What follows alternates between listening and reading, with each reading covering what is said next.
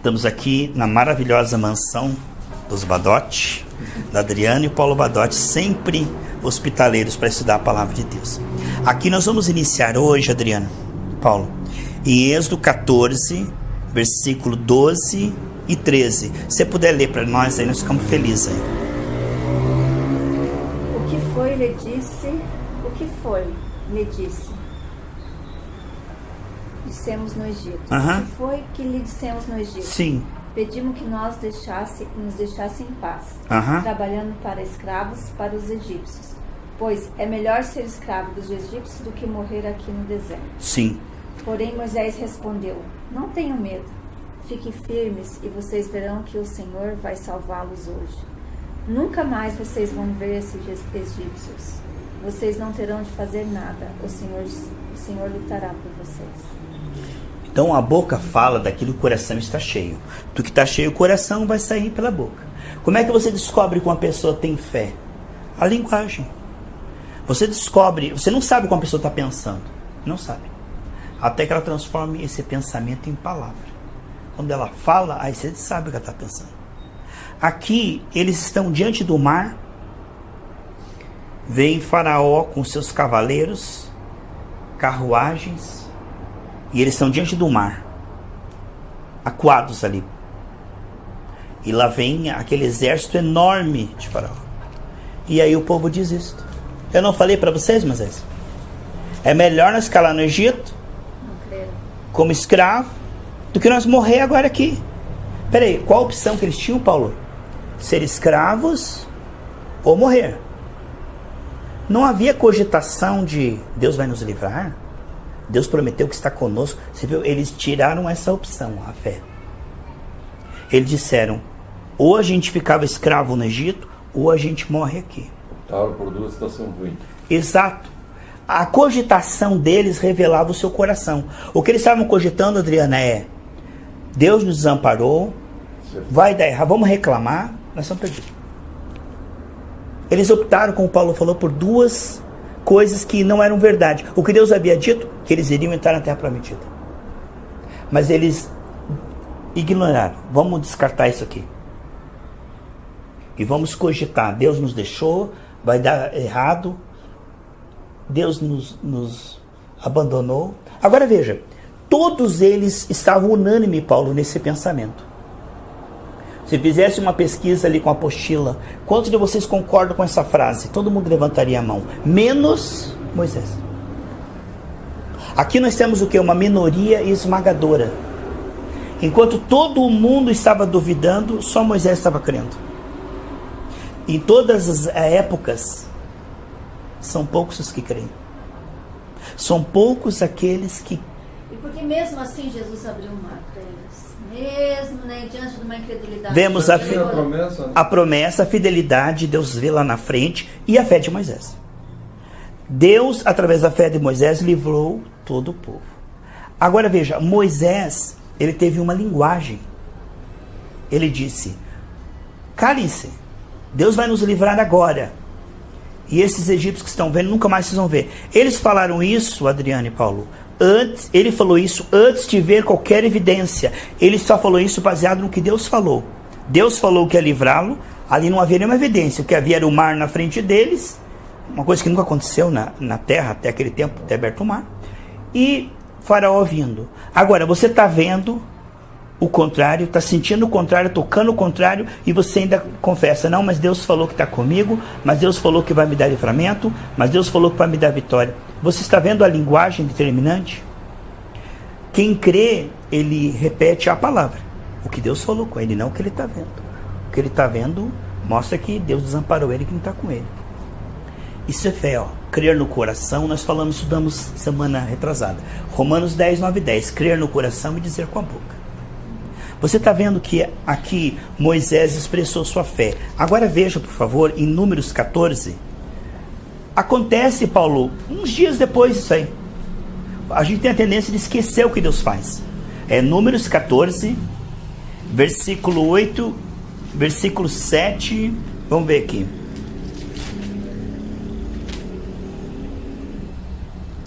É, Números capítulo 14. Quero ver aqui qual o versículo. O versículo, leia para mim primeiro, Adriana, Números 14, versículo 3 e 4. Leia, por favor, isso aí. Por que será que o Senhor Deus nos trouxe para esta terra? Nós vamos ser mortos na guerra, e as nossas mulheres e nossos filhos vão ser presos. Seria bem melhor voltarmos para o Egito. E diziam uns aos outros: vamos escolher outro líder e voltemos para o Egito. Então Moisés e Arão se ajoelharam e encostaram o rosto no chão diante do povo, de todo o povo. Certo. E no versículo 9, o que Josué e Caleb disseram? Porém, não sejam rebeldes contra o Senhor, e não tenham medo do povo daquela terra. Nós o venceremos com facilidade. O Senhor está com a gente e derrotou os deuses que os protegiam. Portanto, não tenham medo. Então, a grande maioria, Deus abre o mar, Paulo, mostra o seu poder, passa alguns dias e ele diz assim: não, nós vamos morrer nesse deserto. E nós não somos muito diferentes dele. Deus livra, no próximo problema estamos preocupados de novo. Mas totalmente igual. Nossa, você dorme e acorda e você já está preocupado de novo. Esquece do que Deus já fez. E aqui, com o mesmo problema, com as mesmas... O mesmo Deus, mesmas promessas, mesmas escolhas, mesmas opções. Mesma palavra, tudo. Fica tudo igual. Volta um pouquinho, Adriana, no capítulo 13 de Números, versículo 13, versículo 30 e 31. Olha a multidão falando uma coisa e Josué e Caleb falando outra. Veja lá. Aí o povo começou a reclamar contra Moisés, mas Caleb o fez calar e disse: vamos atacar agora e conquistar a terra deles. Nós somos fortes e vamos conseguir isto. Porém, os outros que tinham ido com ele disseram: não podemos atacar aquela gente, pois é mais forte que nós. Minoria falando uma linguagem celestial, uma linguagem de fé. Aí eu pergunto, qual é a nossa linguagem? E às vezes a linguagem, Paulo, não é o que a gente diz com a boca. Muitas vezes a nossa linguagem é o que a gente pensa também. O que a gente fala, aquela linguagem interior, sabe? Você fica pensando, e agora? E agora?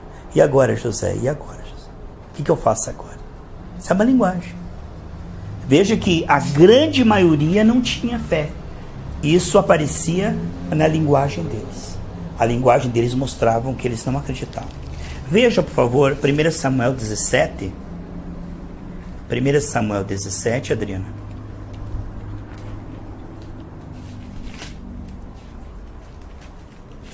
Versículo 45 a 47.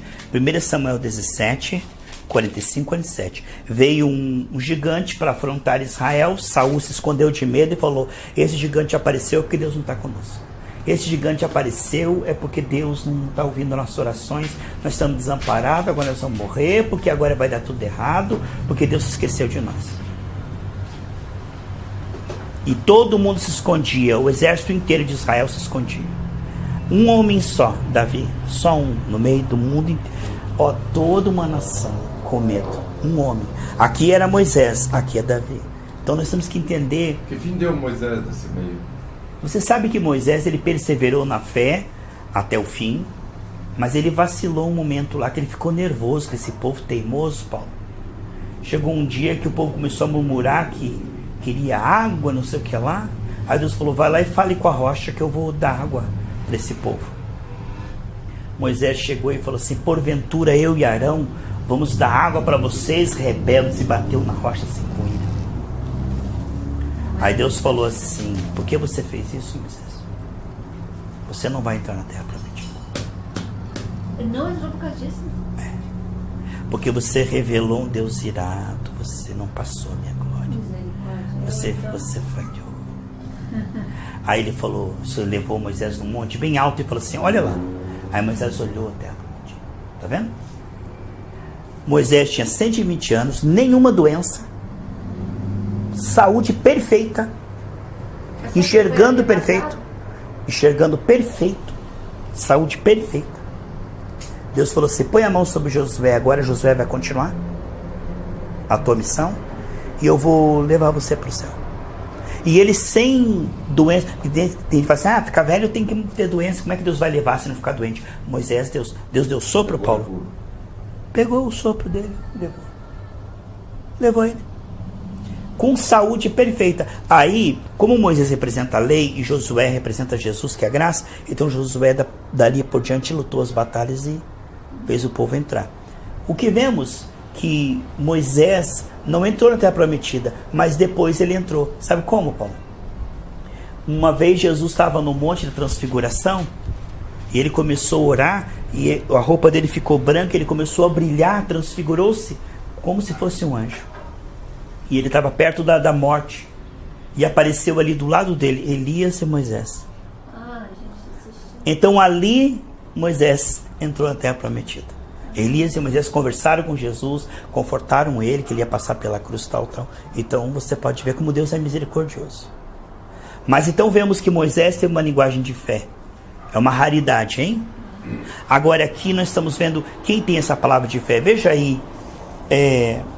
Depois nós vemos Josué, né? Nós vemos Moisés, vimos Josué com fé. Agora vamos ver Davi. 1 Samuel 17, 45 a 47.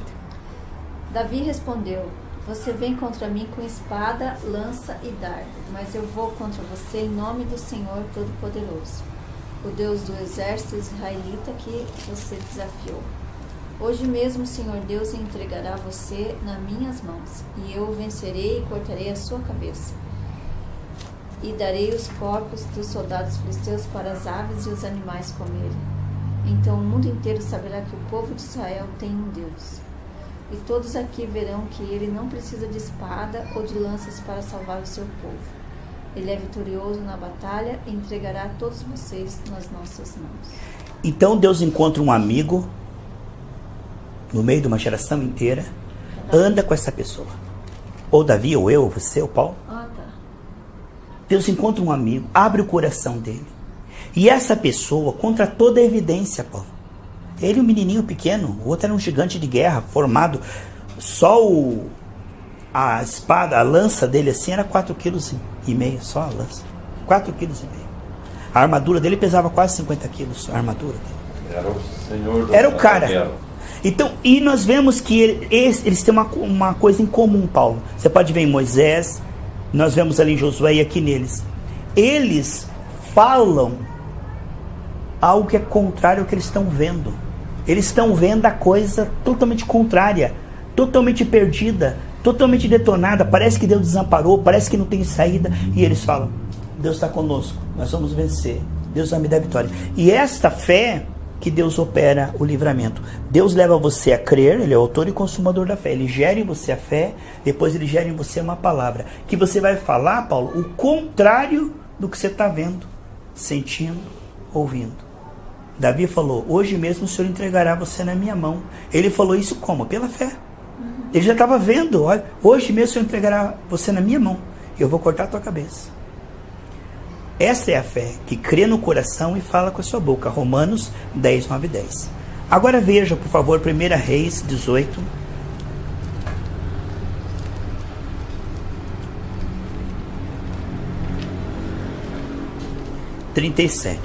Acontece o seguinte, Paulo. Jezabel, ela contratou 850 profetas para falar só o que ela queria, para servir aos ídolos dela. Tudo pastores pagos para mentir. Então tinha 400 profetas de Baal e 450 do poste ídolo Aserá, que é uma deusa que caiu do céu, a rainha dos céus, e fazia milagre na terra. Nós sabemos que isso existe ainda, até hoje. Uma deusa que caiu do céu e que faz milagre na terra. Tem até hoje. Tem. Pois eu falo aqui com você, não. Olha só.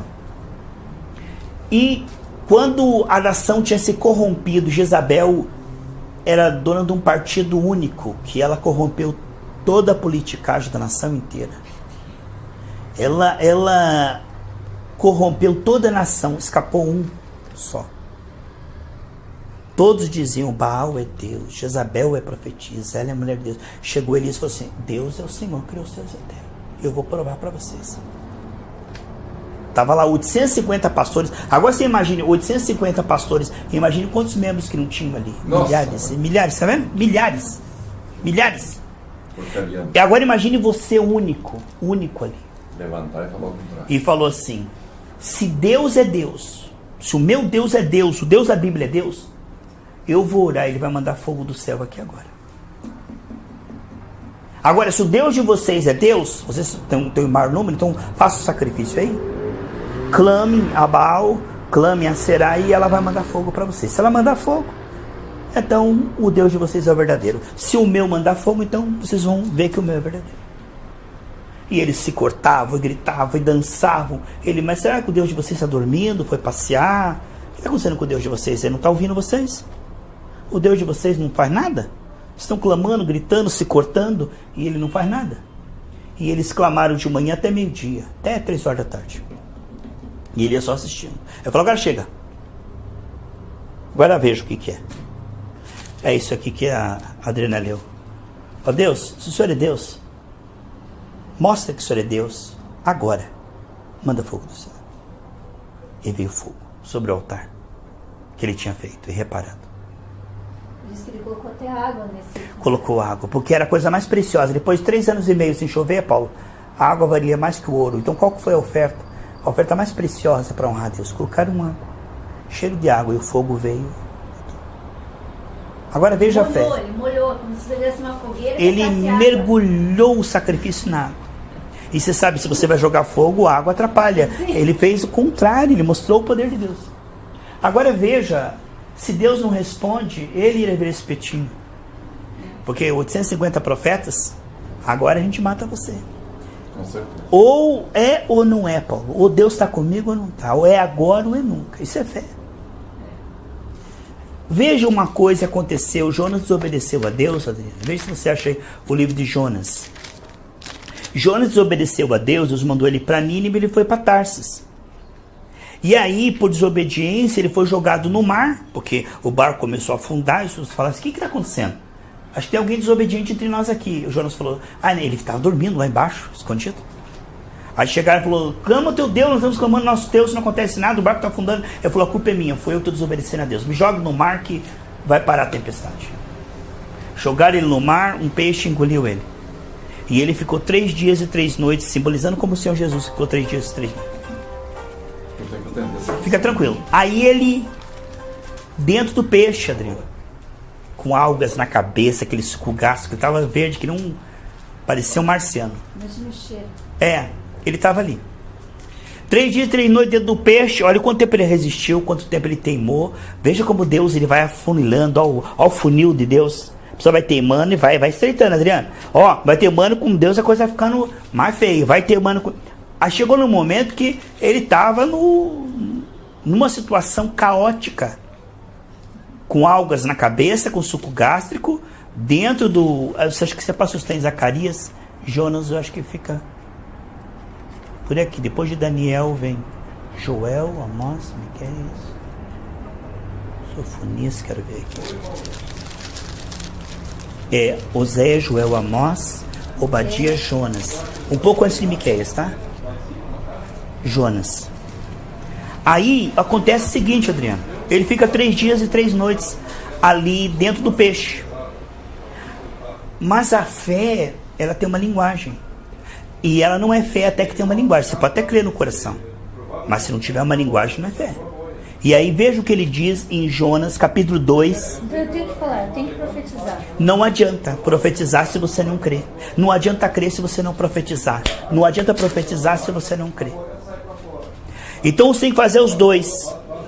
Você vai alimentando a sua fé, Adriana.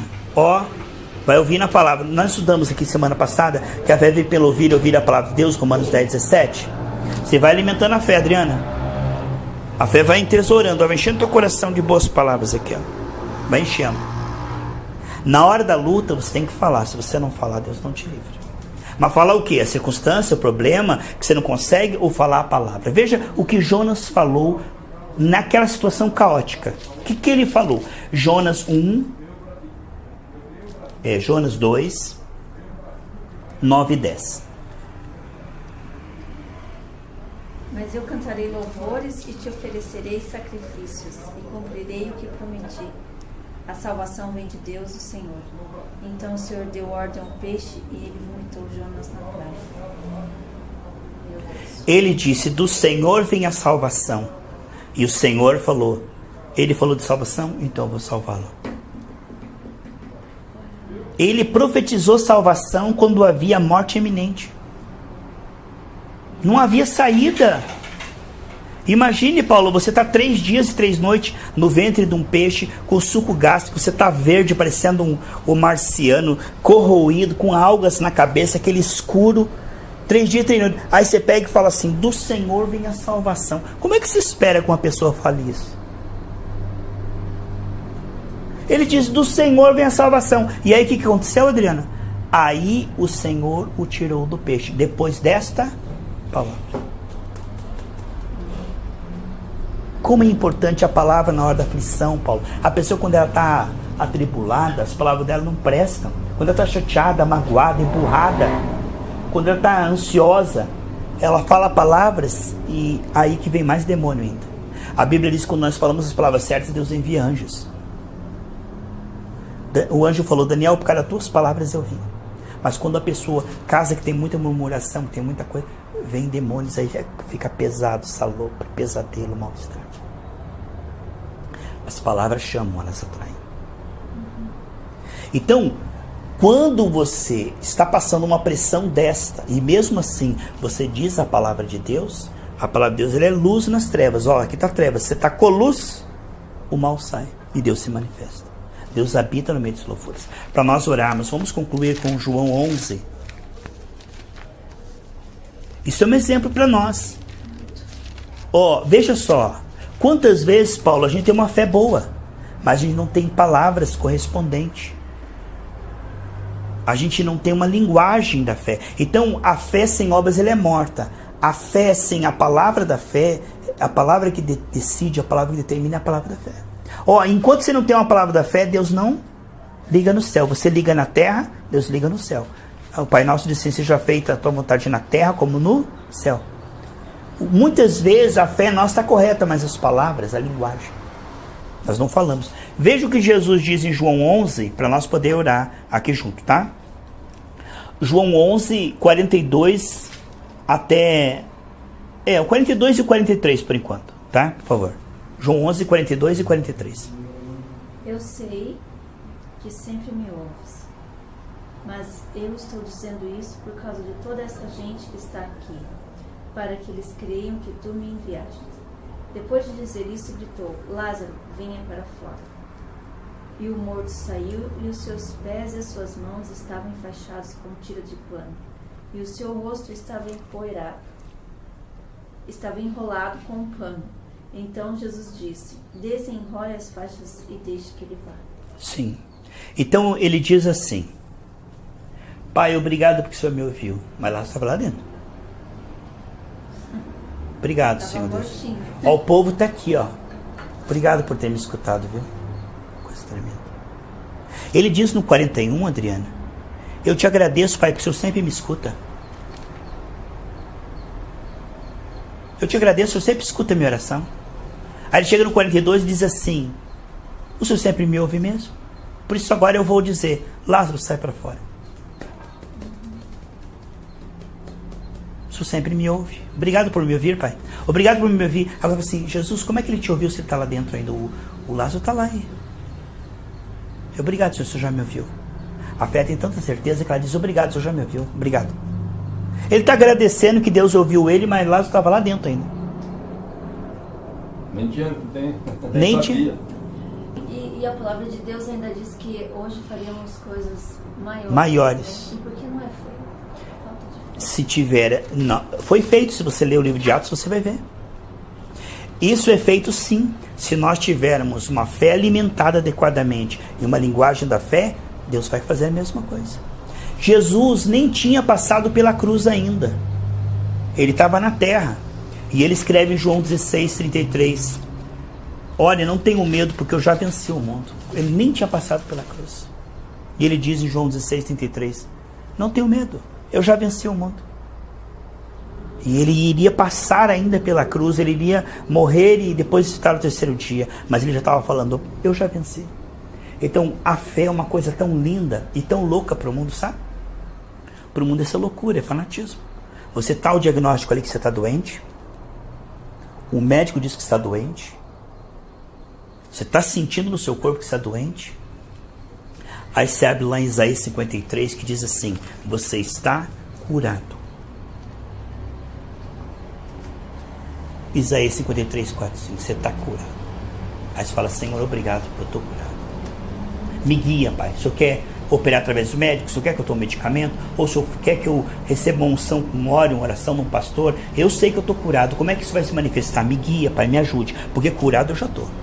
Agora, como isso vai manifestar no meu corpo, me ensina, me mostra. E Deus vai te mostrar. Certo?